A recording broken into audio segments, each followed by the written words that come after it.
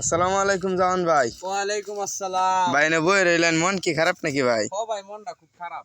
কে ভাই কেছি? খারাপ বলতে এই যে কালকে ফেসবুকে ঢুকছিলাম, দেখি এক লোকের পক্কু কাটিয়েছে এক বেডি।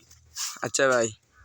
একটা প্রেমিকা বলে তার পক্কু কাটিয়েছে, ওর পক্কুটা যে কাটিয়ালো আমার কালকে রাত আর ঘুম হইছে না। হ্যাঁ ঘুম হইছে না কারণ লোক একটা পুরুষের একটা পক্কুই তার সবকিছু সম্পদ। হ্যাঁ হ্যাঁ এই সম্পদ দেহে বংশ বিস্তারিত করবো, আর আচ্ছা। তার পক্কুটা কাটিয়ালো, তার জীবন তো শেষ। হ্যাঁ তার হ্যাঁ লাইফটা তো এই মেয়েটা নষ্ট করে দিল।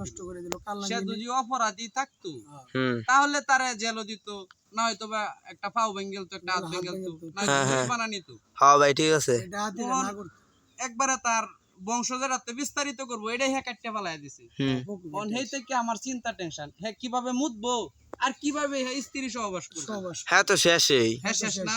হ্যাঁ তখন তার জীবনটা নিয়ে কালকে আমার খুব কষ্ট হলো, রাত্রে ঘুমাইতারছি না, আমি সারা রাত খুব কষ্টে কাটছে।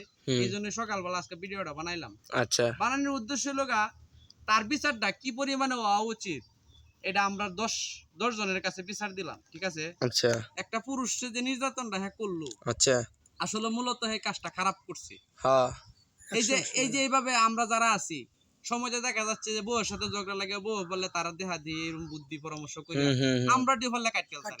তখন তো আমরা পুরুষ যারা আছি তাদের ভিতরে একটা ভয়, আচ্ছা একটা আতঙ্ক সৃষ্টি হয়েছে এই নারীর এই কাজে।